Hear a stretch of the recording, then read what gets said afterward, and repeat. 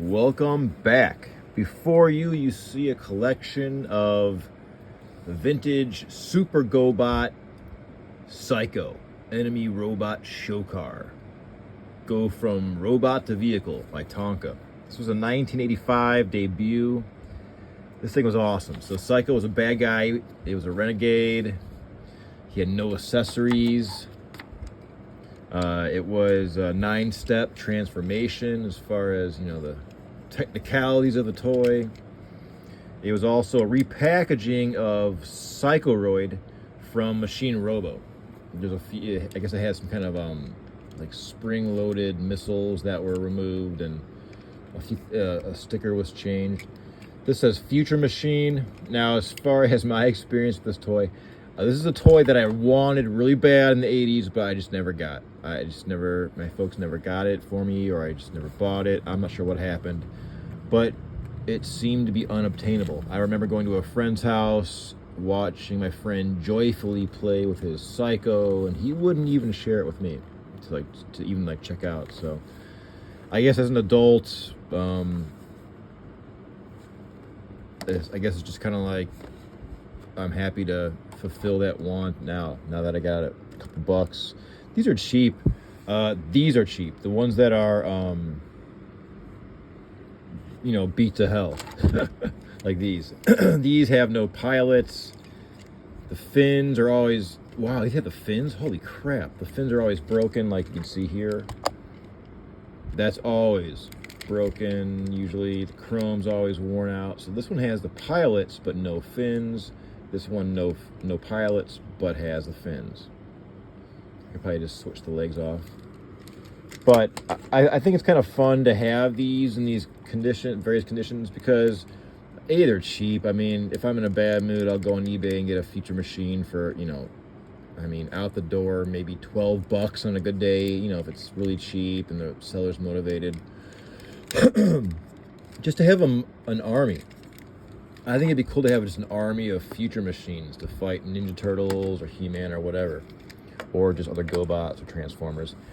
I just like the design of it. Even as a kid, it's got this kind of like, I don't know, semi-gothic, futuristic color scheme. I guess it's more futuristic for sure. Tron. I don't know. There's a few things going on design-wise. And the name, Psycho. And then Future Machine. I just was kind of confused on what to call it as a kid. And I guess as an adult, Future Machine, Psycho. I don't know. These belong to my son. He collects as well, and then I have a few scattered, but this is mine. I finally just stepped up to the plate and just bought the damn thing in the box. These again were like $12-15. This one I think wasn't too bad. I got this, I want to say it was no more than $50. This is the first series box for those keeping score at home. The Series 2 and Series 3, the box had a blue overtone. It wasn't as bright, and the fenders or the wheel wells weren't as white. They were like a darker gray color. So that kind of helps you to figure out if you got a Series 1 or a Series 2 or 3 box. So this is awesome. This even has JCPenney's $7.99. That's awesome. I love that. I love old price tags. Shooting out that laser beam. So that's how Tonka and the Super Gobots got away or around including an accessory. So if you look inside this box, there's no accessory floating around in there. It's imagination, folks, which I like. So Future Robot or Future Machine or Psycho shoots a laser out of his mouth, I guess. And that was also the gimmick with the other smaller Gobots. They didn't have accessories. They just shot lasers out of their head or their arms. As a kid, it was kind of convenient because as a small kid, I got these when I was like 4 or 5. So you can use your imagination and just shoot laser beams. And I still do that as an adult, right? The accessories were, those were lost within the first 5 minutes. If you were under the age of 5 or 6. Come on. So it was, whatever. No accessories. What else? These often are missing the top as well, as you can see, and the joints get rickety and loose.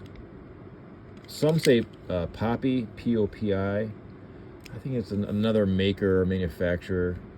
Does that say it? Let me see. Or P-O-P-Y, I'm sorry. Yeah, that's got it. P-O-P-Y, Japan, rubber wheels, die cast. I mean, I love it. I love the mix of plastic and die cast. To me, that screams 1980s toy.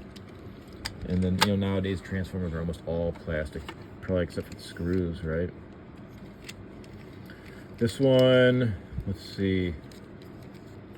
Let's transform this beast.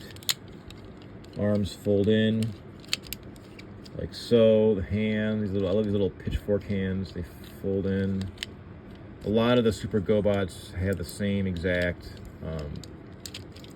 transformation, like the bug. What's his name? I love that one too. The Bug Bite, I think. The Volkswagen Beetle and the other ones, they all transform pretty much the same. And again, as a young kid, it was cool because it wasn't that complicated compared to Transformers, which were freaking impossible when I was 4. All right, look at that. That's pretty. So you got that. And let's see the bottom of this one while we're at it, just for comparisons. Let's see. It's also Poppy, Japan. That's 83. What did this say?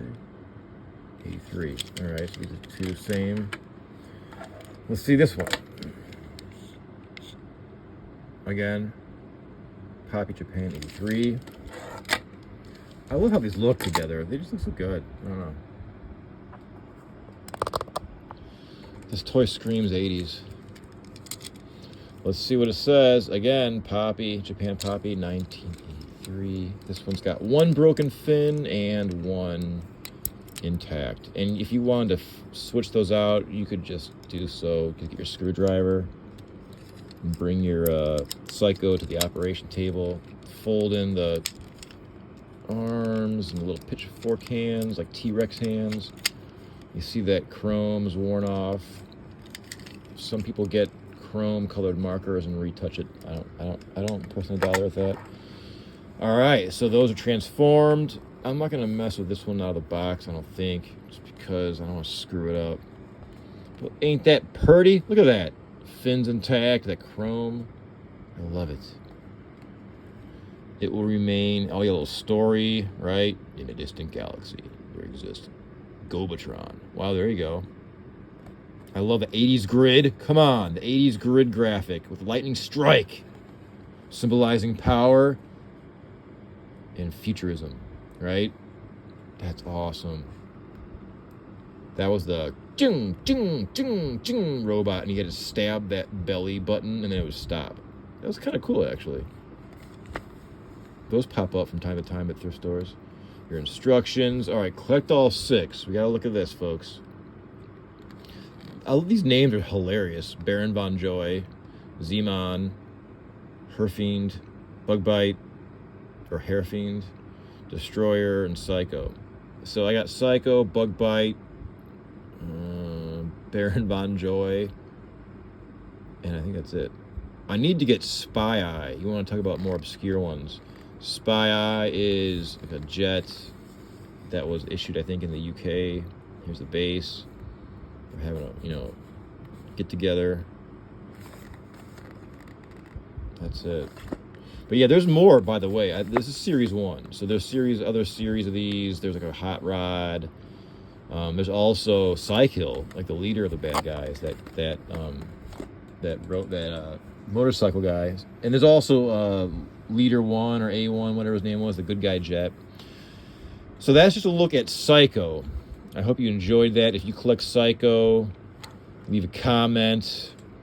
I'll probably pick a few up maybe around the holidays, these junker ones, just because, again, it's going to be cool to have these all set up at some point in my life for some reason. I'm not sure what yet, but I'll let you know. And as always, thanks for checking in.